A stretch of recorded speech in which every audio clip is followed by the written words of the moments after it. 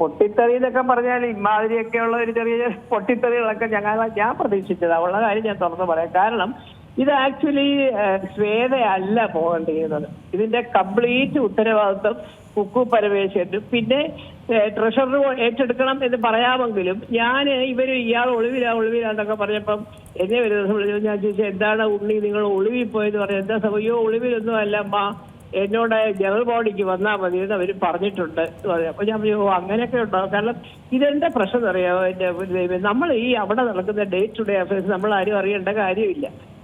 പക്ഷെ അതിനകത്ത് പിന്നെ അങ്ങോട്ടും ഇങ്ങോട്ടും ഇപ്പൊ ഞാൻ സത്യം പറയണ്ട, ഞാൻ ഇന്ന് ഒരു മീറ്റിംഗ് പ്രതീക്ഷിച്ച് അവിടെ പോയത്, അവിടെ നടന്ന ആ ക്ലർക്കിനെ പറഞ്ഞു വിട്ടത് എന്താണ്, സെക്യൂരിറ്റി പറഞ്ഞതിന്റെ പൊരുളെന്താണ്, പിന്നെ അൻസിബയുടെ പ്രശ്നം ഓഫ്കോഴ്സ് ഇത് എന്ന് വന്നു എങ്ങനെയെന്ന് ഞങ്ങൾക്കറിയാം. ഒരു മെയ് 3-ാം തീയതി 4-ാം തീയതി വരെ ഇങ്ങനത്തെ ഒരു കാര്യമാത്ര പ്രസക്തമായ വിധത്തിലുള്ള പ്രതികരണമൊന്നും അൻസിബയുടെ ഒന്നും ഉണ്ടായിരുന്നില്ല. പെട്ടെന്ന് ഇതൊക്കെ വരാൻ കാര്യം എന്തെങ്കിലും കാരണം ഉണ്ടാവുമല്ലോ. ഇതിനൊക്കെ ഒരു ഉത്തരം പ്രതീക്ഷിച്ച് പോയിട്ട് കാലത്ത് 10 മണി തൊട്ട് വൈകുന്നേരം 4 മണി വരെ ആയിട്ട് കണക്കിന്റെ കാര്യം കൊണ്ട് ഒത്തുവരുന്നില്ല. അപ്പൊ അത് ശ്വേത ശ്രദ്ധിച്ചില്ല എന്നുള്ളത് ശ്വേതയുടെ തെറ്റ് തന്നെയാണ്, ഇല്ലാന്ന് ഞാൻ പറഞ്ഞത്. കാരണം എത്ര ഫ്രണ്ട്ഷിപ്പ് ഉണ്ടെങ്കിലും എത്ര ഉണ്ടെങ്കിലും ഇവര് തമ്മിൽ ഇടയ്ക്ക് അങ്ങോട്ടും ഇങ്ങോട്ടും കമ്മ്യൂണിക്കേഷൻ ഇല്ലായിരുന്നു എന്ന് പറയുന്നു. പക്ഷെ ഇല്ലായിരുന്നു എന്ന് പറഞ്ഞാൽ അതൊരു കാരണമല്ല. പ്രസിഡന്റ് ഏത് സമയത്തും ചോദിക്കാം. അപ്പൊ അത് ആരാണ്ടോ പറഞ്ഞു, കുക്കു പരമേശ്വരൻ ഇങ്ങനെ ആരാണ്ട് ഓഡിറ്റർ അഡ്വക്കേറ്റിനെ ഒക്കെ കൊണ്ട് സെക്രട്ടറിക്കാണ് അധികാരം കൂടുതൽ എന്ന് പറയിപ്പിച്ചു. അതും നമുക്കറിഞ്ഞൂടാ. ഇതാണ് കേട്ടുകേൾവി. അങ്ങനെയൊക്കെ കേട്ടുകേൾവിക്കൊക്കെ കേസ് കൊടുക്കാനൊക്കെ പറയുമെന്നുണ്ടെങ്കിൽ ഞാനല്ലേ ആദ്യം കേസ് കൊടുക്കേണ്ടത്? നിങ്ങളടക്കമുള്ളവർ കാണിച്ചതല്ലേ മല്ലിക സുകുമാരൻ ലൂസ് സ്റ്റോക്കർ എന്ന ആ കെട്ടിടം പോലും കാണാതെ 31 വർഷം മാറിയത് എന്നെ ഒരക്ഷരം ഈ സംഘടന കാര്യം അന്വേഷിക്കാൻ ഞാൻ പോകാറില്ല. അപ്പൊ കേസ് കൊടുക്കാൻ എനിക്കാണ് ഒന്നാമത്തെ യോഗ്യത. പക്ഷെ ഞാൻ എന്താ ചെയ്യാത്തതെന്ന് വെച്ചാൽ എനിക്കിതൊന്നും വലിയ സംഭവമൊന്നുമല്ല. കുക്കു പരമേശ്വരൻ മലയാള സിനിമയിലെ ഒരു മുടിചൂട മന്നയായി അവിഭാജ്യ ഘടകമായി നിൽക്കുന്ന ആളാണെന്ന് എനിക്ക് അഭിപ്രായമില്ല. അങ്ങനെ ചിന്തിക്കുന്നവരുണ്ടാവാം. പിന്നെ കുക്കുവിന്റെ കുറച്ച് ഹിസ്റ്ററി എനിക്ക് അറിയാം. കുക്കുവിന് പെട്ടെന്ന് ഈഗോ വരികയും ദേഷ്യം വരികയും, അത് നിങ്ങൾക്കൊക്കെ അറിയാമായിരിക്കുമല്ലോ. 2024 നമ്മുടെ അക്കാഡമിയിലെ ഒരു ഫെസ്റ്റിവൽ സമയത്ത് ഒരു ഫേസ് ടു ഫേസ് പ്രോഗ്രാം നടന്നിടത്ത് 2 സ്ത്രീകൾ കരഞ്ഞു വിളിച്ച് അവിടുന്ന് പോയതാണ്. അതന്ന് ചെറിയൊരു സംഭവമേ ഞാൻ കേട്ടിട്ടുള്ളൂ. കാരണം ഒരു മുഖാമുഖം പരിപാടി നടക്കുമ്പോൾ അതിന് തൊട്ട് അവിടെ കൊണ്ട് ഈ കുട്ടി സങ്കടം അയ്യോ ഇപ്പൊ പറയണ്ടെന്ന് പറഞ്ഞു. പിന്നീട് ഞങ്ങളൊക്കെ ആ കുട്ടി പോലും എനിക്കൊരു എഴുത്ത് അയച്ചു. അമ്മ മാത്രമേ ഉള്ളൂ എന്തിനെങ്കിലുമൊക്കെ ഒന്ന് പ്രതികരിക്കുന്നത്. അമ്മയ്ക്കിപ്പോ സിനിമ ഇല്ലെങ്കിലും ഇല്ല, ഉണ്ടെങ്കിലെന്ത് ഇല്ലെങ്കിലെന്ത്. അപ്പൊ അതുകൊണ്ട് ഞങ്ങൾക്കും ഇങ്ങനെ ഒരു സങ്കടം ഇതൊക്കെ. അപ്പൊ ഇതൊക്കെ ഇവർക്ക് എനിക്ക് തോന്നുന്നു കുക്കിനൊരു ചെറിയ ഒരു ഈഗോയുടെ പ്രശ്നമുണ്ട്. അതുകൊണ്ടാണല്ലോ കുക്കു, അല്ലെങ്കിൽ ഇപ്പൊ നമ്മളെയൊക്കെ ലൂസ് സ്റ്റോക്കർ എന്നൊക്കെ വിളിക്കാൻ ഈ കുക്കു പരമേശ്വരൻ ആരാ? ഞാൻ അതൊക്കെ ചോദിക്കാനാണ് ഇന്ന് പോയത്. അവിടെ നടന്ന സംഭവങ്ങൾ എന്താണ് ഇങ്ങനെയൊക്കെ കുക്കുവിന്റെ നീനാക്കുറിപ്പിനെയൊക്കെ ഈ വോയിസ് മെസ്സേജ് മാറി മാറി മാറി മാറി പാസ് ചെയ്ത് കൊടുത്താൽ അതൊരു തെളിവാണോ മോളെ? എനിക്കറിയാൻ വേണ്ടി ചോദിക്കുക. എന്നാ പിന്നെ നമുക്കൊക്കെ എത്ര പേര് ഇവിടുത്തെ ജുഡീഷ്യറി എന്ന് പറഞ്ഞാൽ അവരെ കൂടെ കളിയാക്കുന്ന ഒരു സംഭവമല്ലേ ഇത്? ആരാട്ടടെയൊക്കെ വോയിസ് മെസ്സേജ് കൊടുത്തിട്ട് ഇങ്ങനെ. അപ്പൊ ഇതൊക്കെ പ്രവേശിച്ച് പോയിട്ട് സത്യം പറഞ്ഞാൽ ഇതൊന്നും അവിടെ കണ്ടില്ല. അവിടെ ഇന്ന് കണക്കുകൾ ശരിയല്ല, എല്ലാം കൂടെ ടാലി ആവുന്നില്ല. അപ്പൊ എല്ലാരും കൂടെ ശ്വേതയെ കയറി അറ്റാക്ക് ചെയ്തു.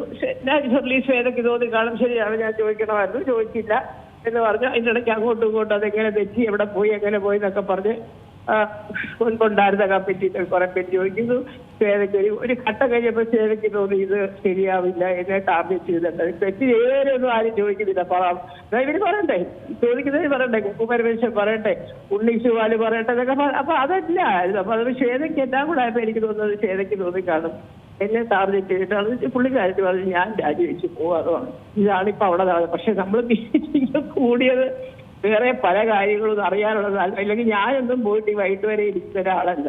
ഉച്ചയാകുമ്പോൾ ഞാനിത് പോകുന്നത്. അപ്പൊ ഞാൻ വിചാരിച്ചു ഇത്രയും ഒരു മോശം സംഭവങ്ങൾ നടന്ന ഒരു ഓഫീസാണ് അമ്മ ഓഫീസ്. നിങ്ങളൊക്കെ കേട്ടല്ലേ ആ സെക്യൂരിറ്റി പറയുന്നതൊക്കെ അല്ലേ? ഇത് സത്യമാണോ? ഇയാൾ എന്താ ഇങ്ങനെയൊക്കെ പറഞ്ഞത്? അല്ലെങ്കിൽ ആ കുട്ടി എന്താ പോയത്?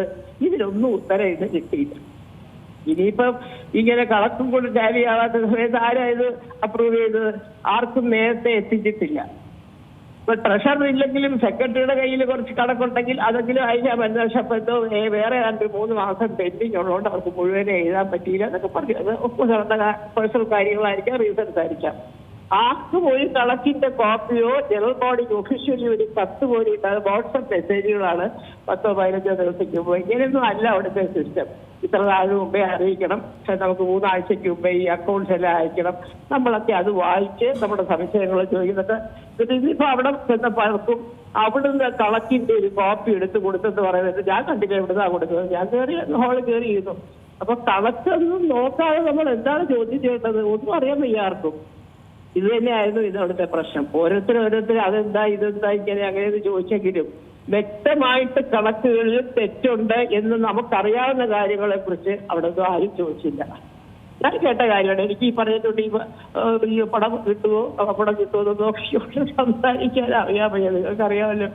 അപ്പൊ അത് കാരണം ഞാൻ അതിനെപ്പറ്റി ഒന്നും ചോദിച്ചില്ല. കാരണം അവിടെ ഇത് നമ്മൾ അന്വേഷിക്കാൻ പോയത് എന്താണ് സംഭവം, ഇത് എത്ര രൂപയായി, ഇത് മാത്രം ഞാൻ പറഞ്ഞു. ഒരു ചാരിറ്റി ഓർഗനൈസേഷന്റെ പൈസ ആണെങ്കിൽ, അവർ ഡൊണേഷൻ ആയിട്ട് തന്നാണെങ്കിൽ അത് മറ്റൊരു ചാരിറ്റി ഓർഗനൈസേഷനായ അമ്മ എങ്ങനെ എടുത്ത് ചെലവാക്കി ഇന്റർനാഷണൽ ഫിലിംസ്. അപ്പൊ പറഞ്ഞു വിദേശത്ത് എന്തൊക്കെയോ ഇവിടുത്തെ പാമ്പിടിച്ച അമ്മമാർക്ക് വിദേശത്ത് എന്തോന്ന് കിട്ടാൻ, അവര് വിദേശത്ത് പോയി പണം അഭിനയിക്കാൻ പോകുന്നവരാ.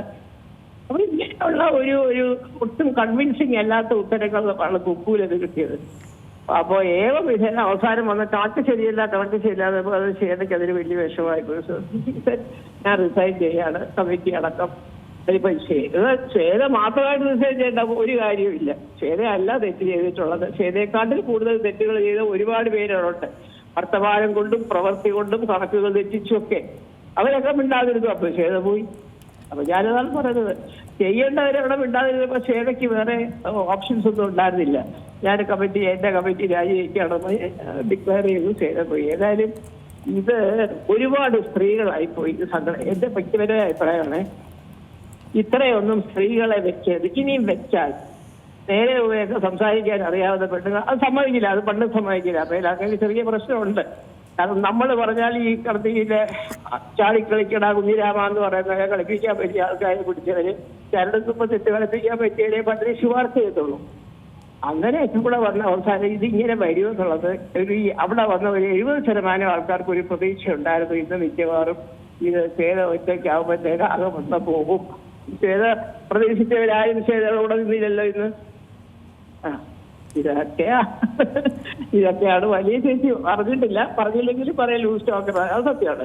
എനിക്ക് ഇങ്ങനെ അവർക്ക് എന്ത് തോന്നും ഇവർക്ക് എന്ത് തോന്നും എന്നും പറഞ്ഞ് സംസാരിക്കുന്ന ഒരാളല്ല ഞാൻ. അതുകൊണ്ട് നമുക്ക് ഒരുപക്ഷെ ശത്രുക്കൾ കൂടുമായിരിക്കാം. ചിലപ്പോ ഈ പറഞ്ഞിട്ടുണ്ട് എന്നെ കൂടെ അഭിനയിക്കാൻ ബുദ്ധിമുട്ടുണ്ടായിരിക്കാം. അതൊന്നും അല്ലല്ലോ. നമുക്കൊരു ഐഡന്റിറ്റി ഉണ്ടായി കഴിഞ്ഞാൽ അതിൽ നിന്നും മാറി വേറൊരു ട്രാക്കിലൂടെ സഞ്ചരിച്ചിട്ട് എന്ന് അത് പറഞ്ഞിട്ട് എന്ത് വേണം. അപ്പൊ എനിക്കതിനകത്ത് തോന്നി ശ്വേതയല്ല ആക്ച്വലി ഒരു 100% കുറ്റക്കാരി. ശ്വേതയെ കുറ്റക്കാരിയാക്കി സ്ഥാപിക്കുകയും അതിലൂടെ എല്ലാവരെയും പുറത്താക്കുകയും ചെയ്തു. അപ്പൊ ഈ പറഞ്ഞിട്ട് അൻസിബയുടെ കേസ് വന്നു. അൻസിബയുടെ കേസ് എനിക്ക് അൻസിബ എന്ന് പറഞ്ഞത് ഞാൻ എത്രയോ പ്രാവശ്യം പറഞ്ഞിരിക്കുന്നത്. വളരെ പെട്ടെന്നാണ് അൻസിബ ഒരു റിബൽ ടൈപ്പായിട്ട് മാറിയത്. അവര് പറഞ്ഞു. പിന്നെ ഇന്ന് പറയുന്നത് കേട്ടോ, നീനാക്കുറുപ്പ് ചേച്ചിയാണ് എനിക്കത് അയച്ചു തന്നത് വോയിസ്. നീനാക്കുറുപ്പ് ചേച്ചിയല്ല, അന്തസ്സുള്ള സ്ത്രീയാണ്. അവരങ്ങനെ ചെയ്ത ബാക്കിയുള്ളവരൊക്കെ അന്തസ്സില്ലാത്തവരാണ് അവിടെ പോകുന്നവര്. എന്തൊക്കെ വർത്തമാനങ്ങളായി ആ കുട്ടി അവിടെ പറഞ്ഞത് എനിക്കൊന്നും മനസ്സിലായില്ല. അതിന്റെ അല്ല, ഈ അന്തസ് എന്ന് പറയുന്നത് ഈ വോയിസ് മെസ്സേജ് രഹസ്യമായിട്ട് അയച്ചു കൊടുക്കുന്നതാണ് അന്തസ്. എന്നാൽ ഞങ്ങൾക്കൊക്കെ കുക്കു പരമേശ്വരി അടക്കമുള്ള പല കാര്യങ്ങള് 2024 ചലച്ചിത്ര അക്കാദമിയിൽ നടന്ന ഒരു ഫെസ്റ്റിവലിനെ സംബന്ധിച്ച് 2 സ്ത്രീകൾ കരഞ്ഞുകൊണ്ടുകൊണ്ട് ഇറങ്ങിയ കഥകളുടെ വരെ വോയിസ് മെസ്സേജുകളുണ്ട്. ഞങ്ങളാരും അതെവിടെയും കേൾപ്പിച്ചിട്ടില്ലല്ലോ ഇതുവരെ. അതൊക്കെ കുറച്ചൊക്കെ ഒരു സംഘടനയാകുമ്പോൾ കുറെയൊക്കെ അതിനകത്ത് തന്നെ പറഞ്ഞു കൊടുക്കാൻ ഈ കുട്ടികളൊക്കെ പഠിക്കണം. പഠിക്കാത്തിടത്തോളം ഇങ്ങനെയൊക്കെ വരുള്ളൂ. കുറെ പെണ്ണുങ്ങൾ കയറിയില്ല. അതാണ് എന്റെ സത്യം. അതെ, ഞാൻ ഒരു കാര്യം കൂടെ ചോദിച്ചോട്ടെ. അതായത് ഈ കണക്കുകളിൽ വന്ന പിശകുകൾ മാത്രമാണോ ഇതിനിടയിലുള്ളത്? ഈ താങ്കൾ നേരത്തെ സൂചിപ്പിച്ചതുപോലെയുള്ള ചെറിയ ചെറിയ അസ്വാരസ്യങ്ങൾ കൂടെ ഇതിന് കാരണമായിട്ടുണ്ടാകില്ലേ? തീർച്ചയായിട്ടും. അതാണ് ഞാൻ പറഞ്ഞത്. ഇന്നിപ്പോ ആ അസ്വാരസ്യങ്ങളും അവിടെ നടന്ന ചില വൃത്തികെട്ട സംഭവങ്ങളും ഒന്നും ചർച്ചയ്ക്ക് വന്നില്ല. രാവിലെ അതാരുടെ ബുദ്ധിയാ? കാലത്തെ 10 മണി തൊട്ട് വൈകിട്ട് 4 വരെ ഒരു കണക്കുവിന്റെ കാര്യം പറഞ്ഞോണ്ടിരുന്നത്. അതാരുടെ പ്ലാനിങ് ആണ് എനിക്ക് മനസ്സിലായില്ലത്. എന്താണ് അവിടെ വന്നവരാരും ചോദിക്കാത്തത്? ഞാൻ പറഞ്ഞു ഞാൻ ഇതിനല്ല വന്നത്. പണ്ട് ഉണ്ണിമൂന്നൻ എന്തിനും രാജിവെച്ചിരുന്നു അറിയാനല്ല ഞാൻ വന്നത്. ഈ ഇടയ്ക്ക് അവിടെ നടന്ന തെറ്റുകളെ കുറിച്ച് അത് ബാധിക്കപ്പെട്ട ചില കുട്ടികളെ അമ്മയൊന്ന് ചോദിക്കണേ അമ്മ. അത് അവര് പറയുന്നത് ഇവരോടൊന്നും ചോദിക്കാനില്ല. ബന്ധപ്പെട്ട വലിയ താരങ്ങളോട് പറയണം ഞങ്ങൾ ആരും ഒരു തെറ്റും ഞാനിതൊന്നും പറഞ്ഞിട്ടൊന്നും അവരുടെ അടുത്ത് ഇല്ല എന്നൊക്കെ പറഞ്ഞെങ്കിലും എനിക്ക് നഷ്ടം തോന്നി. ആ കുട്ടികളുടെയൊക്കെ അമ്മമാരുമാണ് എന്നെ വന്ന് കണ്ടത്. അപ്പൊ ഞാൻ പറഞ്ഞു എനിക്ക് അങ്ങനെ പറയാൻ പറ്റില്ല. ഇതിപ്പോ ആരോട് എന്തുവേ, രാഷ്ട്രീയമായാലും സിനിമയായാലും പറയുമ്പോ മറുഭാഗത്ത് അവർക്ക് വേണ്ടി പറയുന്നത് സത്യമാണോ ശരിയാണോ എന്ന് അന്വേഷിക്കാനുള്ള ഒരു മാനസിക വളർച്ച പലർക്കുമില്ല. എന്തിനാണ് ആ കുട്ടികൾ ഇങ്ങനെ ചെയ്തത്? അതല്ലേ ചോദിക്കേണ്ടത്. എന്താണ് ആ ക്ലർക്കിനെ നിങ്ങൾ പറഞ്ഞു വിട്ടത്? എന്തിനാണ് ഒരു കള്ള വീഡിയോ ഉണ്ടാക്കി ആ കുട്ടിയെ സെക്യൂരിറ്റിയെ ചീത്തയാക്കിയത്? ഇതൊക്കെ ചോദിക്കേണ്ടത്. വേറെ എന്തൊക്കെയോ പറഞ്ഞു, കണക്കിന്റെ കാര്യം പറഞ്ഞു, ആ കമ്മിറ്റി ഇങ്ങനെ, മുൻകാല കമ്മിറ്റി ഇങ്ങനെ, വേണ്ടാത്തതൊക്കെ പറഞ്ഞ് ഈ സബ്ജക്ട് അവിടെ ചർച്ച ചെയ്യേണ്ട സബ്ജക്റ്റുകൾ ഒന്നും എന്ന് ചെയ്തിട്ടില്ല. അതെന്തുകൊണ്ടാണെന്ന് എനിക്ക് മനസ്സിലാവുന്നില്ല.